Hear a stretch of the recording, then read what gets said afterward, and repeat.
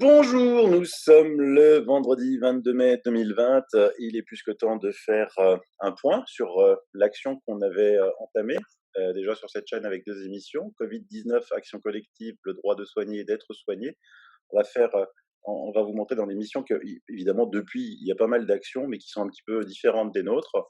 Et les préinscriptions à l'heure midi 10 où je vous parle sont au nombre de 30 677 participants, ce qui est un superbe chiffre. Et donc, je reçois à nouveau Séverine Mana et Christophe Legg-Vaques.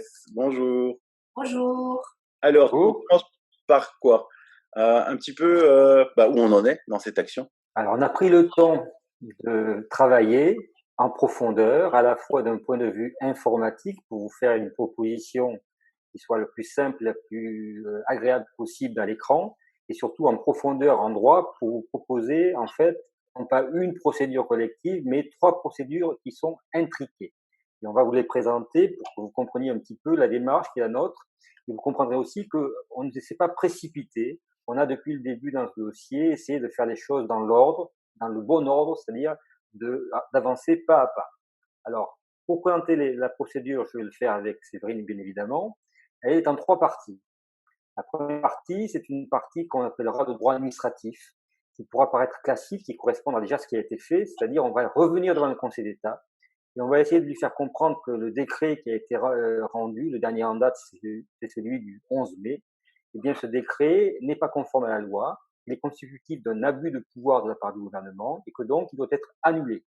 Sans attendre l'annulation qui sera prononcée par le juge du fond d'ici plusieurs mois, on lui demande immédiatement de suspendre le décret.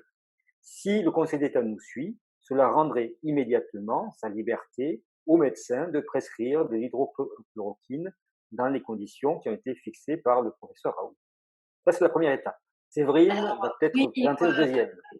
Alors, je voulais faire un petit encart également sur la première étape, c'est-à-dire que les recours devant le Conseil d'État il y a déjà eu plusieurs recours contre ces décrets et aujourd'hui, ce qu'on voulait trouver, nous, c'était de nouveaux arguments. Et donc, le recours qu'on prépare sera fondé sur des nouveaux arguments. On a trouvé d'ailleurs quelque chose qui est extrêmement intéressant, en fait, du point de vue procédural. On va développer une partie sur la littérature scientifique, mais surtout, on a un point technique qui peut être, qui va avoir l'effet d'un pavé dans la mare. Voilà. Donc c'est pour ça, c'est pas une redite de ce qui s'est déjà fait, c'est du nouveau. C'est pour ça que ça nécessitait du travail aussi en avant. Et alors on aura également une deuxième action parce qu'au cours de ces investigations, ça c'est la deuxième salve. Ce sont des procédures qui vont permettre d'obtenir toute une série de documents et d'informations qui ne sont pas pour l'instant publiques ou du moins accessibles facilement. Et donc toutes ces procédures-là, c'est ce qu'on appelle en fait la phase investigation, vont nous permettre également peut-être de lancer d'autres pavés dans la mare. Avant de lancer le troisième pavé, qui sera la grande procédure dite secrète, sur laquelle on garde encore un petit peu de secret, quelques informations sur l'investigation. Nous avons demandé, notamment en ce qui concerne les masques, des chiffres exacts. C'est-à-dire qu'on voudrait comprendre ce qui s'est passé. On en a marre d'être baladé par les uns et par les autres, par un président qui affirme qu'il n'y avait pas de problème, qu'on n'a rien compris au film. Eh bien, maintenant, il va devoir s'expliquer, chiffres en main et preuves en main. Qui plus est, nous allons aussi, je pense, aller voir du côté de ce qui s'est passé de la grande distribution, parce qu'on n'a pas compris encore là aussi ce qui s'est passé. Semble-t-il, ils ont commencé à stocker des masques dès avant la distribution au grand public, alors que les personnels soignants n'avaient pas les équipements nécessaires. Et d'ailleurs, les personnels soignants dans les hôpitaux, mais aussi dans les EHPAD. Et ça sera certainement l'une des prochaines grandes investigations que l'on mènera. Ce sera que s'est-il passé dans les EHPAD entre le défaut de moyens mis à disposition des équipes médicales et des soignants, et aussi peut-être un comportement parfois problématique avec, comment dire proprement, une distribution de médicaments qui n'était pas un médicament, mais qui était un moyen d'endormir définitivement les personnes.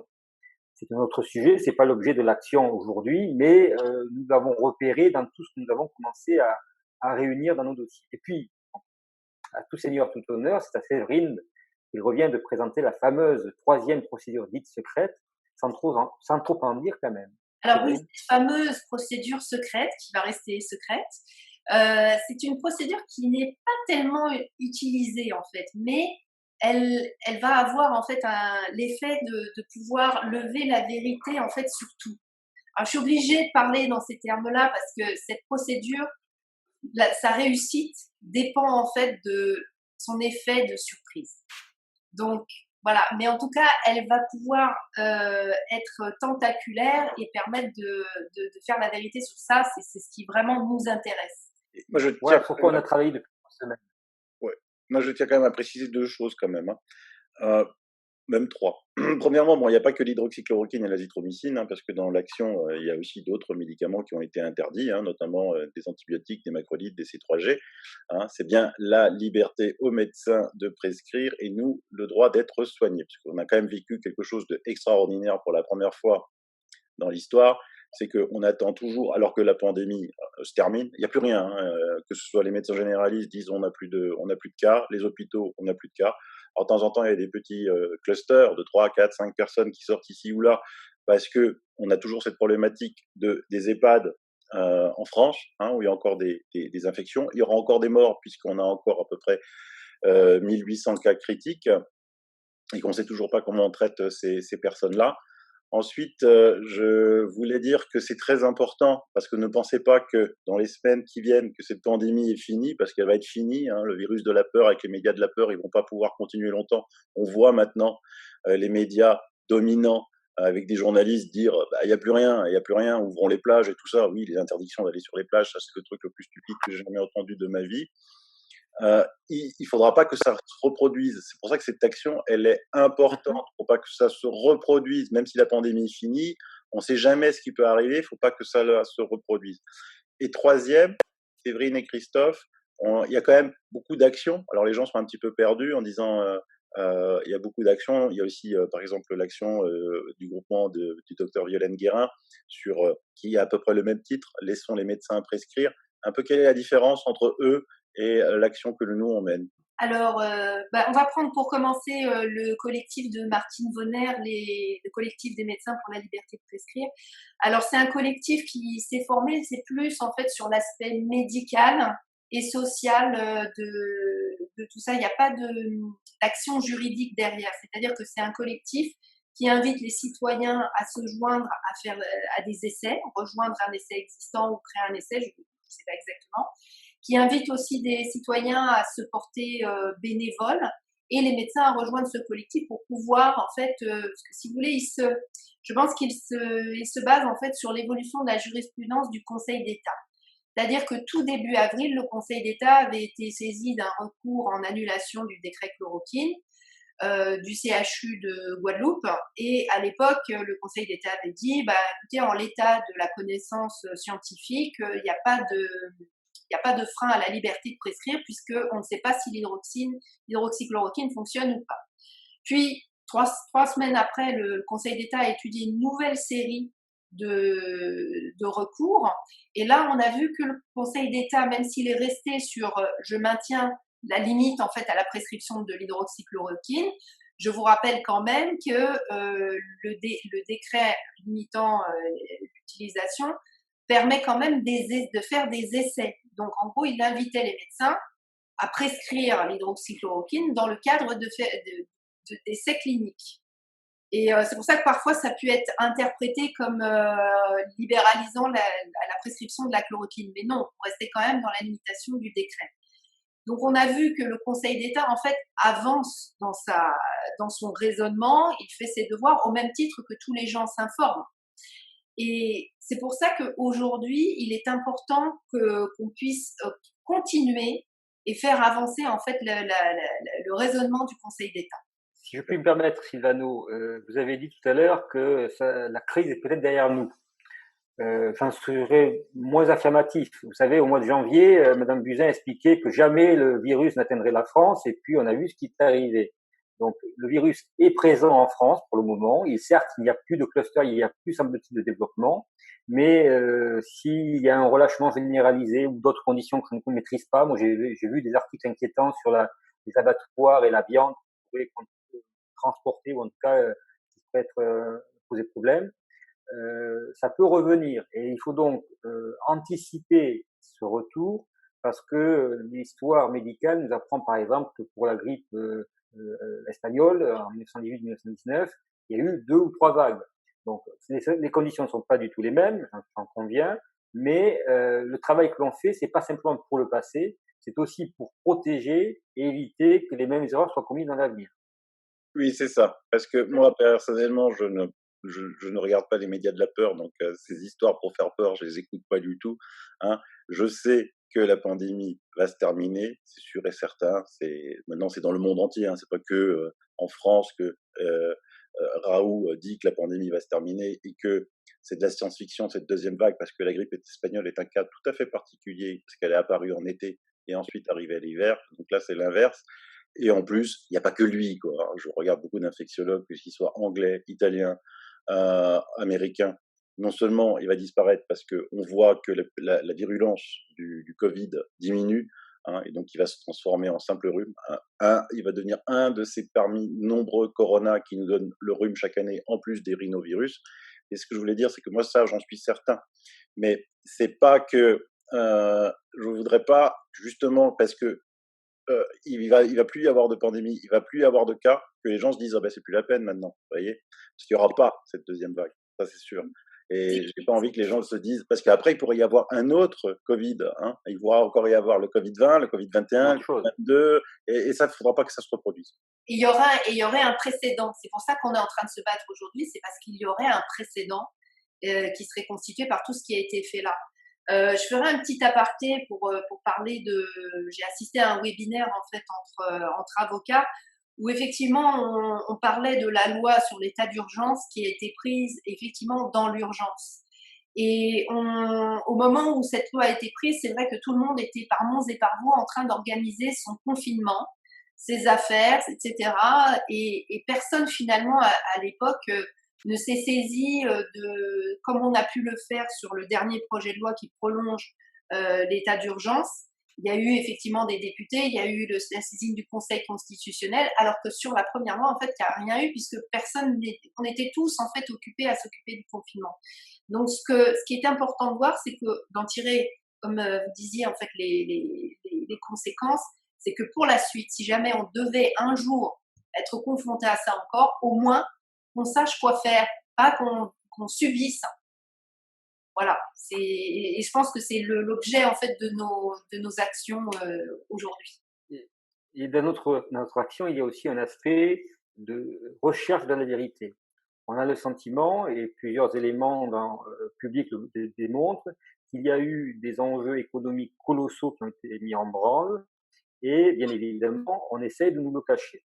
Or, parmi notamment la fameuse phase d'investigation, qui est la phase numéro 2, nous souhaitons mettre en avant ou révéler de manière, je veux dire, incontestable, tout un tas de rumeurs, d'informations qui circulent. Et donc, c'est indispensable qu'on continue dans cette voie pour nous permettre justement d'utiliser ces informations dans d'autres actions, soit en responsabilité contre les décideurs politiques ou des décideurs économiques, soit pour permettre une bonne fois pour toutes de comprendre quels sont les mécanismes et les prises de décision dans certaines institutions, et éviter qu'encore une fois, dans l'avenir, ces procédés ne prospèrent. Je partirais du principe, par exemple, que malheureusement ou heureusement, l'affaire du Mediator a été un des moyens pour faire avancer la lutte contre les liens d'intérêt qui peuvent exister entre certains médecins et certains laboratoires. C'était une avancée, c'est pas la solution et c'est pas définitif. On verra peut-être prochainement qu'il y a eu des tas de moyens de contourner ces dispositions, et ce qui peut expliquer d'ailleurs beaucoup de choses dans les comportements de tels ou tels médecins médiatiques. Ou médiatisés volontairement. Et donc là maintenant, on a donc 30 677 participants le step suivant, c'est quoi? Parce que là maintenant, il va falloir aller un petit peu à la bataille. Eh bien, normalement, à partir de, on est quoi, vendredi 22 mai. Vendredi 22 mai, vers 19h, nous allons transformer le site pour qu'on puisse devenir non pas préinscrit, mais qu'on s'inscrive volontairement à l'action. Et là, on a été un petit peu innovant, on a entendu ce que vous disiez, ce que disaient d'autres demandeurs. Il y a une hésitation de la part des soutiens potentiels sur la question de savoir s'ils veulent participer effectivement à une action en justice. Parce que c'est long, parce que c'est compliqué, parce qu'il y a peut-être des dangers. Et donc, on a créé un nouveau système qui consiste à vous abonner à une gazette d'information, de réinformation que nous allons émettre de manière mensuelle, qui sera préparée par des avocats, qui réunira un certain nombre d'informations vérifiées. Et en contrepartie de cet abonnement, vous payez une somme qui en réalité va permettre en partie de financer l'action. Et puis quand les actions vont être mises sur le devant de la scène pour saisir le juge, vous aurez la possibilité en tant qu'abonné à cette gazette de participer ou pas, c'est votre liberté de choix, à cette procédure. Et dans ce cas-là, bien évidemment, la procédure ne sera pas payante puisque ça fera partie d'une conséquence de votre abonnement. Donc tout ça, il va y avoir un petit, il va y avoir des chiffres. De mémoire, je parle sous le contrôle de Séverine, je crois que le premier niveau d'abonnement, c'est 3,50 € par mois. Pourquoi par mois? Parce qu'on a pensé que c'était le moyen le plus supportable, de se dire que je mets 3,50 € pendant 12 mois pour voir ce qui s'est passé, voir comprendre comment les décisions ont été prises. Et donc tout cela va être révélé en détail tout à l'heure, et j'espère que les gens seront très nombreux. Je crois que même Séverine a une idée de challenge pour justement motiver tout le monde. Qu'en est-il? Oui, alors c'est vrai que ce qu'on a eu beaucoup de questions au départ, des personnes qui, voilà, faire une action juridique, c'est quand même assez lourd, c'est-à-dire qu'il va y avoir votre nom dans une action. Et il y a beaucoup de gens qui m'ont dit, oui, mais enfin, c'est plus ou moins une blague, mais j'ai quand même eu la question. Écoutez, j'ai pas payé tous mes PV, enfin voilà, j'ai des trucs à me reprocher, j'ai pas envie d'aller faire une action. Et donc, il y a aussi des gens qui ne sont pas résidents en France. Donc, il y a pas mal de gens, par contre, qui voulaient soutenir cette action, mais sans être partis. Donc, on a dû, en fait, trouver des idées pour leur permettre. Et c'est vrai que l'idée de ce soutien, en fait, permet de pouvoir avoir tout le monde, en fait, dans cette action. Et puis, on a aussi voulu mettre une durée parce que il y a un engagement de la part des avocats pendant la durée de la procédure. Ça va durer 12 mois, 18 mois, ça va être long.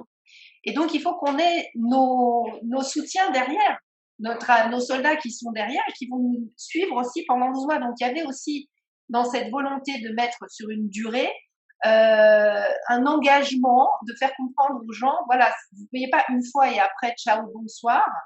Vous êtes avec nous jusqu'au bout. Et c'est ce qui nous a fait pencher en fait pour quelque chose de mensuel. Alors on s'est dit aussi que bon, on va organiser des réductions si vous payez en une fois, mais voilà, le fait de payer 3,60 €, c'est quand même par mois, c'est quand même abordable pour la plupart de ceux qui veulent participer. Il faut être nombreux, n'est-ce pas? Comment? Il faut être nombreux quand même. Voilà. Il faut être, donc oui. c'est pour ça qu'on a fixé des challenges. Mais on sait que tes abonnés sont vraiment très forts en termes de challenge, donc c'est pour ça qu'on est plutôt confiant. Donc l'idée, ce serait, vous avez une semaine pour constituer le premier seuil, pour pouvoir nous permettre de faire la première action. Et ce premier seuil, Christophe, est à la hauteur de combien de participants? Ah là, tu me pièges. Je ne me rappelle plus. On a tellement réfléchi dans tous les sens pour qu'il soit supportable. Je ne voudrais pas dire d'erreur. Donc, c'est 2500. 2500, voilà. Donc 2500 participants inscrits d'ici à vendredi 29. Voilà, ça c'est le challenge. Alors, on est 30 000 préinscrits. Parce que il faut, bon, c'est très beau, 30 000 préinscrits, mais d'expérience, on sait que malheureusement, ça serait bien que ce soit ça, hein, mais malheureusement, tous les 30 000 personnes qui se sont préinscrites, au moment où il faudra effectivement faire le geste, le clic précisément excusez-moi, il y a un petit bruit parasite, C'est Euh, pas grave. le clic en fait d'engagement, il y a beaucoup de gens qui vont se rétracter. Et ce qu'on souhaiterait, voilà, c'est, mais peut-être qu'il y en aura On beaucoup. vous fait confiance. On vous fait Voilà. confiance. Moi, je résume parce que c'est pas mal, ça me plaît ça. Parce qu'effectivement, dans mes abonnés, il y a beaucoup de Suisses, il y a beaucoup de Belges, il y a beaucoup de Canadiens, Canadien. il y a beaucoup d'Algériens, il y a beaucoup de Tunisiens, de Marocains qui me suivent, hein, parce que je les vois moi dans les statistiques, hein, et donc qui disent, bah, eux déjà, ils voudraient participer, parce que effectivement, si la France lance une action comme ça et qu'elle gagne, bah, évidemment, ça va retentir dans tous les pays, ça va rejaillir dans tous les pays, tout le monde va en parler, et ça c'est important, parce que la problématique qu'on a eue en France, elle n'est pas exclusive à la France, c'est un schéma qu'on a retrouvé absolument partout. Mhm. Hein, même en Italie, moi j'ai vu exactement la même problématique. Donc le fait que eux, bah, ça leur dérange pas de soutenir à 3,60 € parce que c'est pas beaucoup par mois, c'est bien. Bah, se disent bah voilà, et au moins je les soutiens parce que j'espère qu'ils vont gagner, et comme ça fera peut-être bouger des choses, des avocats aussi chez nous, hein, parce que j'ai aussi cette demande en ce moment que des avocats se réunissent au niveau mondial pour pas que ça se reproduise. Ensuite, l'autre bonne idée, c'est qu'effectivement, il y a des gens qui sont prêts à donner de l'argent, mais qui sont un peu frileux pour des raisons X, Y ou Z. Pas que ce soit uniquement des amendes pas payées, mais parce que professionnellement, ils ont peur d'avoir Les des retours. retours de bâton, des choses comme ça. Donc, ils ont un peu peur, mais ils ont envie de participer. Et ben, dans ce cas-là, il n'y a aucun souci, ils peuvent le faire. Et ensuite, il y a les gens comme moi qui vont participer, et je mettrai mon nom, ça c'est sûr et certain. Et donc, quand moi je déciderai de mettre mon nom, et ben, je ne paierai pas plus, c'est-à-dire je continuerai l'abonnement. C'est ça? Exactement. Voilà. Ah bah, c'est Donc génial, c'est c'est ça. fantastique. C'est exactement ça. À 3,60 €. Donc, C'est pour ça que ça a été un peu long à mettre en place, parce que c'était compliqué à trouver les bons équilibres, à la fois économiques, juridiques, déontologiques. Parce que n'oubliez pas une chose, c'est que nous sommes avocats et non pas commerçants. Donc nous avons l'obligation de respecter des principes essentiels de la profession. Et par cette méthode, je pense qu'on a réussi le tour de force, il faut le dire, de respecter tout ça. Et c'est dû à un grand absent, parce qu'il est encore en train de travailler sur le site internet, c'est Arnaud. On salue, qu'on embrasse. On sait qu'il est sur le pont depuis plusieurs jours, plusieurs semaines, mais vous allez voir, le site va être superbe et surtout très fluide. Oui, Oui. puis vous aurez bientôt une interview avec Arnaud tout Rien seul. qu'avec lui. Tout seul, voilà. Déjà, ce step de 2500, personnellement, moi je le trouve bas, mais donc on va faire en sorte qu'il soit explosé. 2500 en une semaine, j'y veillerai personnellement, parce qu'il faut absolument Très pas bien. que. Il y a 3 steps, hein. Il y a donc le premier, c'est 2500. Ensuite, c'est 5000 et 7000 et 7500. Pas de Excusez-moi souci. la Chaque perte. étape. Si on arrive à 7500, on fait les 3 procédures. Et ce qu'on a dit, c'est que nos 3 procédures, elles sont hyper complémentaires. Ça serait effectivement gênant qu'on en arrive au premier, à faire juste la première partie. Donc, si déjà en une semaine, si ça se trouve, on obtient les 7500 personnes, bah, c'est super parce qu'on pourra tout faire. Non, mais Voilà. c'est génial. Et déjà, premier step, on vous met au défi 2500 personnes. Alors, j'ajoute aussi un point qui est important sur la phase 2 d'investigation. Les enquêtes, ça comme ça, que nous allons lancer, vont être utiles à d'autres procédures. Pas forcément aux procédures qui concernent le chloroquine et autres, mais ça pourrait être utile à d'autres actions que nous allons mener, soit en responsabilité dans les EHPAD, soit dans le cas du traitement des personnels médicaux qui n'ont pas été pris en charge, pas bien été pris en charge, qui n'ont pas été protégés et qui vont donc là aussi demander des comptes à l'administration. Donc il y a véritablement un côté solidarité, un côté mise en place d'un mécanisme très innovant de création d'actions collectives avec une vision large.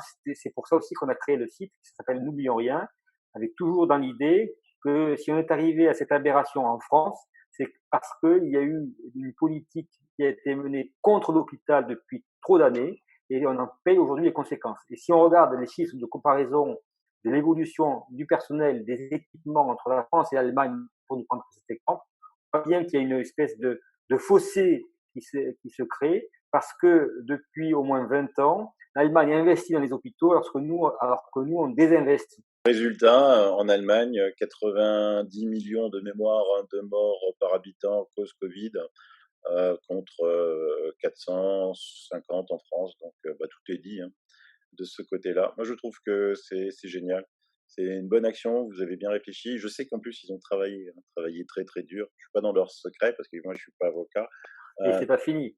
Mais je sais qu'ils ont bossé très, très dur et que c'est pas fini. Et vous allez voir, ça va faire du bruit, cette affaire. Pour l'instant, on est un petit peu à l'écart des médias. Bizarrement, les médias vont plus interroger les autres groupes qui sont beaucoup moins en justice et ne nous interrogent pas nous, alors qu'on est déjà beaucoup plus nombreux, mais ils viendront tout seuls. C'est-à-dire pour revenir effectivement sur les autres actions qui sont actuellement en cours. Alors il y a des actions au pénal, il y a différentes actions qui sont mises en œuvre par des confrères. Je pense que la nôtre en fait a plusieurs, il y a plusieurs différences. D'abord, on a voulu en fait faire une action qui regroupait du montage, qui visait juste telle ou telle personne. Donc il y a vraiment un aspect groupe. Voilà, action collective mutualisée. Et puis, c'est vrai qu'on a notre botte secrète. Voilà, celle-là, j'y tiens et elle reste encore secrète, mais on va pas forcément agir de la même manière que les autres. Voilà. Moi, je vous fais confiance et tous mes abonnés Merci. aussi. Et donc, on attend impatiemment. De toute façon, je montrerai cette émission ce soir parce que moi aussi, je bosse. Mais à 19h Parfait. avec Arnaud. On sera en ligne alors. Voilà, génial. Très bien. Et Séverine, merci. Christophe, merci. Merci Passez à une belle vous. journée. Continuez à bien Vous travailler. aussi. Au revoir. Au revoir. Au revoir,